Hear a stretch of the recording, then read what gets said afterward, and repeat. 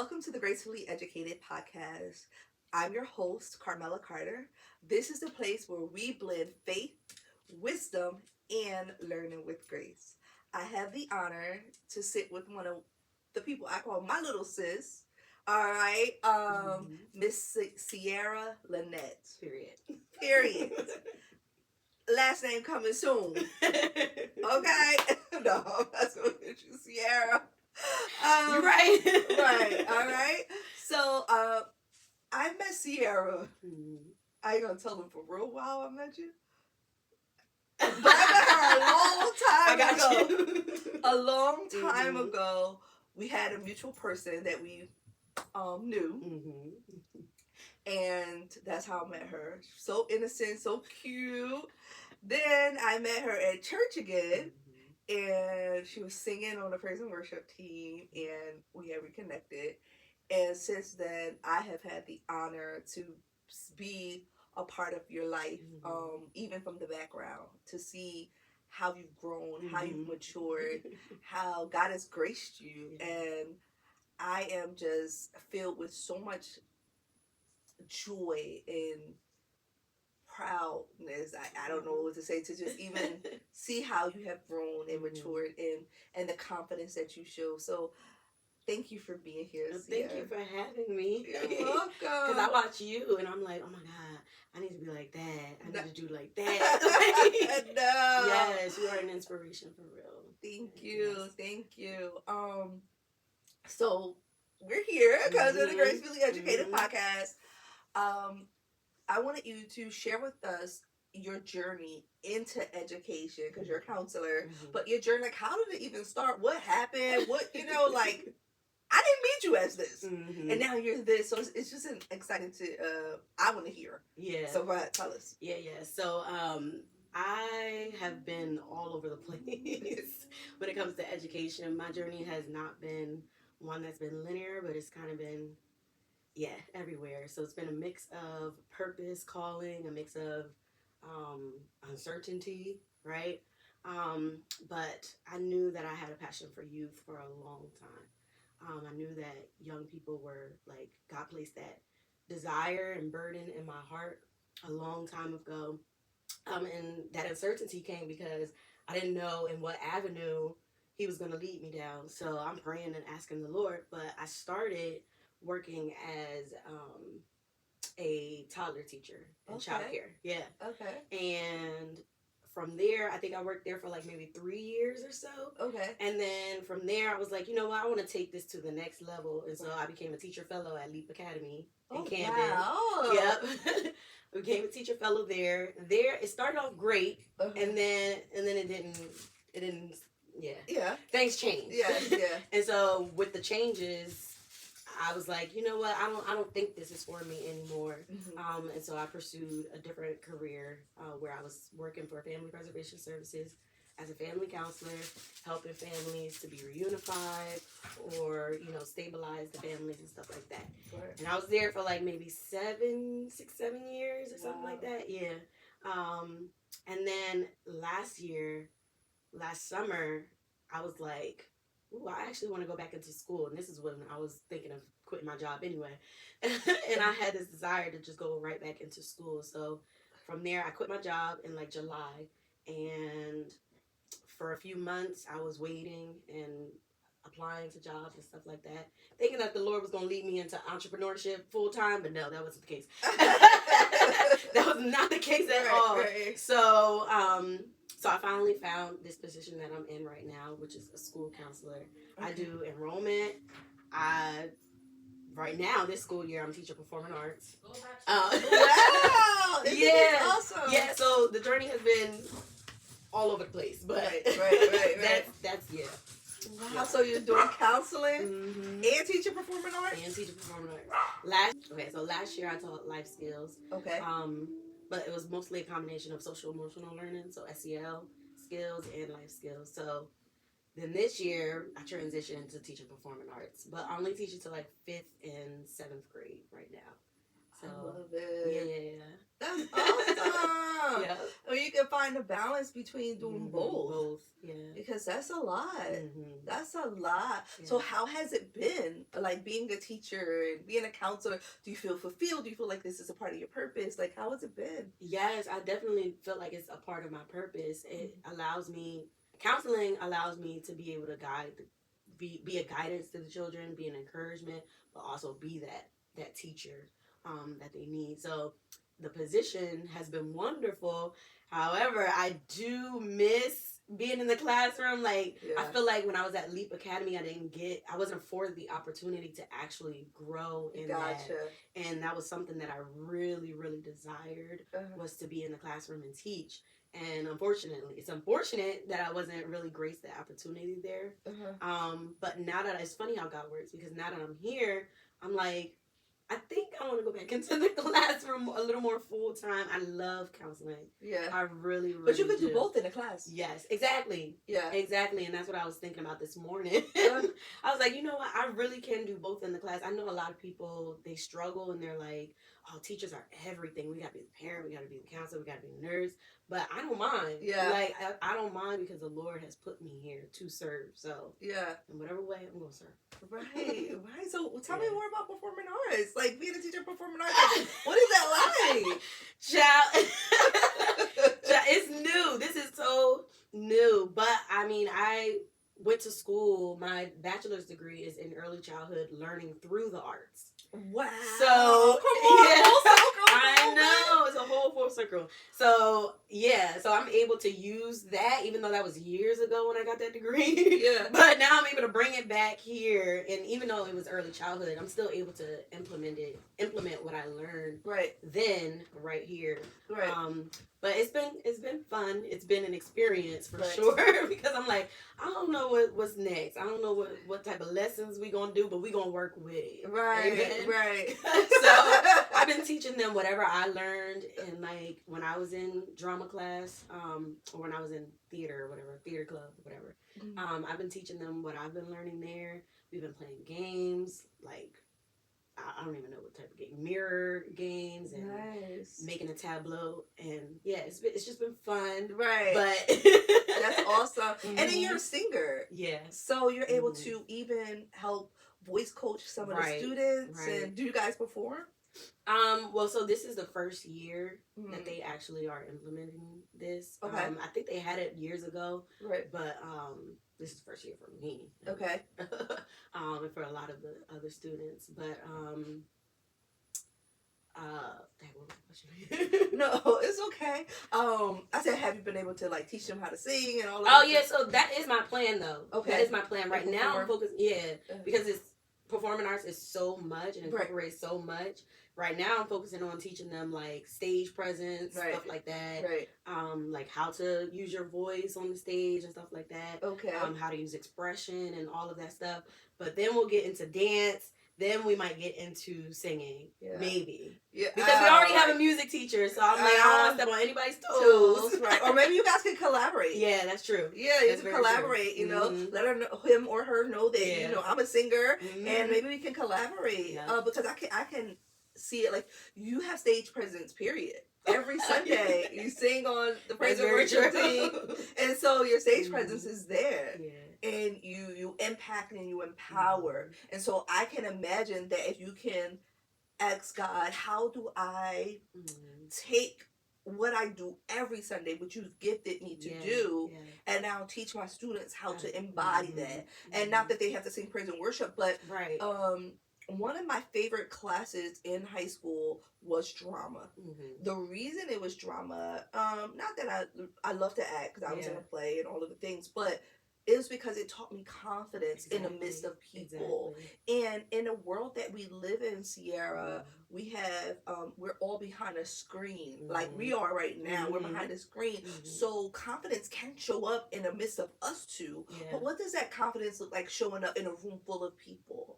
And so I think that our students need to learn that, right? And I think that every day you show up for them. You show up not just performing and dance and all that. How do you show up as a political figure and perform? because they're performers. Mm-hmm. You know, how do you show up as a lawyer and Yeah. perform? Mm-hmm. They're performers. Yeah. Like in our everyday lives. I think that's pretty dope. Yeah, and that's what I've been trying to instill in them is like, or teach them is that like you guys are going to become so confident by the end of this class. I just already know it because like like you said, it's that stage presence, is learning that stage presence. And for the quietest person that I was, you know, as a shy person that I was, you grow into that confidence. And so that's what I've been trying to instill in you. I love it. I love you. What has been one of your challenges in education? In education, period. I would say one of my challenges has been advocating for myself. Okay. Yeah. I think I am learning how to, you know, set boundaries with people, how to communicate effectively with people. Right. So that has definitely been one of my challenges, but I try and teach my kids, if you learn now how to advocate for yourself, when you get older, you won't be like me trying to figure it out. Yeah. You know what I'm saying? Yeah. And I didn't have many people teaching me, like, this is how you stand up for yourself. This is how you speak up for yourself. Right. Because, again, I was a shy girl. So, so no one ever really, you know, put that forward. But, so that was definitely one of the challenges. And another challenge has been balancing the weight of, like, the students' needs versus my own capacity, because it's easy. Gotcha. Ooh, that's good. It's so easy to try and take on everything and everybody's stuff that you start to lose yourself. And so that's been kind of hard, challenging. I wouldn't say hard, but challenging. Right. But it's something that I've, you know, come to work on. Yes. And then another challenge. I'm sorry, you asked for one, but I'm giving you one. Listen, I want to help. Hold on to that one. Okay, you got it. You held on to it. Okay, great. So I wanted to say that it is very difficult because of where you work at. Yeah. To in the city that you work in right now, and I won't share that, but the city that you work in right now is very difficult to not get engulfed with the students' needs. I was there. Yeah. I totally understand. Because you're like, I am succeeding and I want you to succeed. So I get engulfed with those challenges. So I love that you identified that so that you can now step away from it and say, I cannot give you all of everything. I have to give you what God portioned me to give you, because I'm no longer in that city. Right. And because I gave more than I believe that God probably wanted me to give, I'm grieving. Yeah. I am literally grieving the loss because I gave so much beyond, I think, what God would have wanted me to give, if that makes sense. Yep. And so I didn't create that healthy boundary. And so I am like grieving the loss of not being there for the scholars the way I'm like, I hope you succeed. Yeah. Lord, please, without me, you know. So I love that can be very toxic to your own self. Yeah, it can be, but it's beautiful. It's still beautiful at the same time, because that's how you know, like, oh, the Lord has called me to be an intercessor here. Yeah, for sure, for sure. But yeah, I get it. And that third thing. So the third thing, the third thing has been self-doubt. One of the challenges has been definitely self-doubt. Not knowing whether or not I'm truly making an impact. But the self-doubt has really just been me and myself. Like, you can't do this. No, you can't do that. No. And then last year we had another counselor there, and I was like, who had more experience than me. Yeah. And so I was like, oh my God, I don't know what I'm doing. So that self-doubt really started to creep in last school year. Yeah. And at that time too, I was going through so much personally that it was just affecting everything. It was falling into every single thing. Yeah. And so that self-doubt was loud. Yeah, and it was loud. Yeah, it can be. It can be very loud. So how did you pull yourself out of that? So again, like last school year, around like April, May-ish. The Lord told me, He said, you ain't got no other choice but to trust me. And I said, oh, okay. So this is what it's about to look like. This is what you're saying. So I pulled myself out of that. through prayer Right. and learning to trust in the Lord, because every season comes with a new level of trust, of faith, of Right. you know what I'm saying. So I leaned into prayer a whole lot, Right. because I would find myself going home being anxious, going home like so sad and all of these things, and so I would go to God and be like, Lord, please, I don't know what tomorrow's going to hold, but I need you to help me through Right. this. Like, I Right. need you to give me the confidence to walk into this school tomorrow. Right. I need you to give me the words to say to these people tomorrow, because, you know, I don't know what I'm saying. I don't know what I'm doing. I don't know what I'm And saying. it what I'm also doing. sometimes can show up as imposter syndrome. Yeah. Where, and I think God hates with the capital HATES, imposter syndrome. Because he give us the ability to walk through the door. Right. Like, I've opened that door for you. You didn't even have to push it down. You didn't have to knock it down. It literally opened. And since I walk you through there, because you have a relationship with me, right? Yeah. And since I walk you through that door, now you're saying I'm not enough to be in that door? So you saying that I didn't know what I was doing. Right. When I opened up this door for you. And since I don't know what I'm doing, you're right. You get what I'm saying? Yeah. So for me, the imposter syndrome has shown up sometimes in my leadership ability as well. Especially when and I think it shows up more when we have people more qualified than us. Yeah. And I put that in huge air quotes because while they're educationally maybe more qualified, spiritually they're not. Relationally they're not. And so we have to think about our presence and our experiences as God put me through this door. So how would it take to sustain this door? So as I'm confident in the one that opened the door for me. How does that resonate with you? I mean, yes. I definitely hear you. You talked about, you said an affirmation, and that's what's been keeping me too. Yeah. Is leaning on the promises of God. Right. Yes, I called you here. Right. Why are you comparing yourself to another? Right.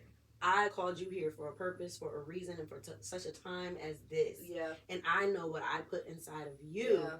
I know what I have for you. Yes. And I told you what I have for you. Right. So why are you looking at someone else and trying to compare yourself to their journey and to what I call them to do? Right. It's so easy to fall into that. Absolutely. So easy to fall into that. But I've leaned on prayer and trusting in those promises that God has for me, and having to repeat it over and over, especially when it creeps in the most. Yeah. And that's what sustained me so far. Right. Well, you're doing a good job, Ciarra. Yeah. Because now you have a podcast. Yeah. And you have to have some sort of confidence to have a podcast. So tell us about that. What does this podcast look like? So my podcast is called Girl Speak Life. Girl Speak Life. Yeah. Girl Speak Life. Exactly. Yep. So through that podcast, I just talk about faith, identity, and purpose. And really trying to help women, young women, or whoever listens, really trying to help them find their voice or pull out their voice. You know what I'm saying?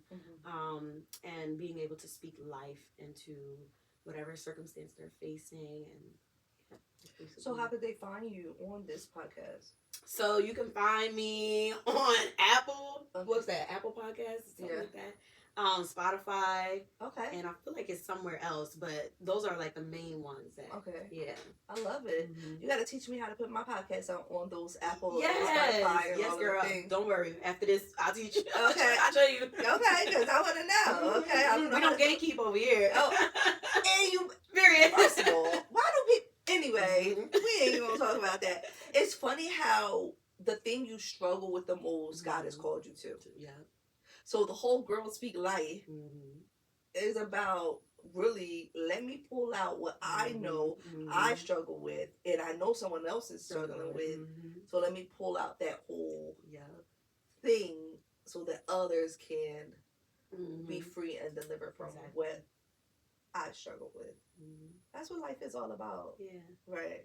So what do you see for yourself in the next, journey? Well, like I told you in the beginning, I definitely think that I want to try and transition into being a teacher. I love that for you. Yeah. I can see that. Yeah, I want to transition into being a teacher. I don't know how long that's going. And that's how long I'm gonna be there, or how long it's gonna take to get there. Right. But I am in the process of trying. I love that for you. Yeah. Maybe we can work together. Study together. Yes, let's do it. Love it.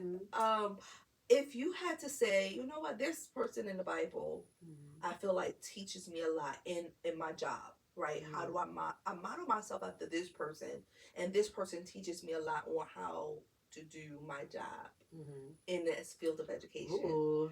I know that's hard. That is and the reason I'm asking because I'm writing a book. Okay. And I want to compare some of the greatest educators in the Bible to.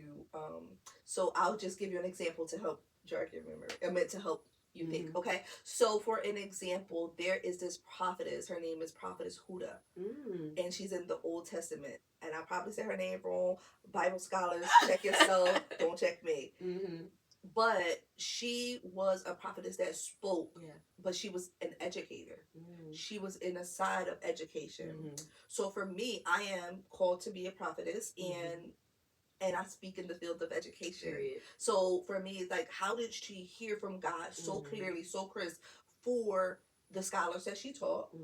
Even though the Bible doesn't really specifically talk about that, but it talked about when, I forgot which man of God came to her, and she was able to really just speak what God is saying. And they went directly to her because she was an educator. So that's what I mean. You know, some people say Jesus, some people say Moses. You know, so we have all these people. So who would you say? It's funny that you named a prophetess. I actually have two people though. Okay. I would say Deborah. Oh, yeah, because she sat under the tree and the people came to her, seeking wisdom, seeking guidance, all that. So I would say Deborah, and then I'll also say Queen Esther as well. I feel like this is a season for the Deborahs and the Esthers, but that's another thing to talk about. You ain't lying, Ciarra. You ain't lying. Another thing to talk about. Yes. And I would say Esther because of her advocacy. Even though she had a moment where she shrunk back. Yeah. And she shrunk back into that orphan spirit. Yeah. You know? Yeah. She was able to still gain the confidence by seeking the Lord, gain that confidence to go before the king and advocate for her people. So, yeah. I can see that. Yeah. I see that for you. Okay. Yeah. The advocacy, shrunk back, then move forward. Yeah. And you're absolutely gorgeous. Oh, thank you. Yeah, okay. So, and congratulations on the book. Yes. The book that right. The Lord has like told me the people so that He wants me to share, because I think sometimes educators can't see themselves beyond Jesus, and we are so beyond. Esther is actually one of the ones that I'm going to put in the book. She's going to be in there, and talk about how we. Y'all see that? Y'all see that? We gonna get it. Right.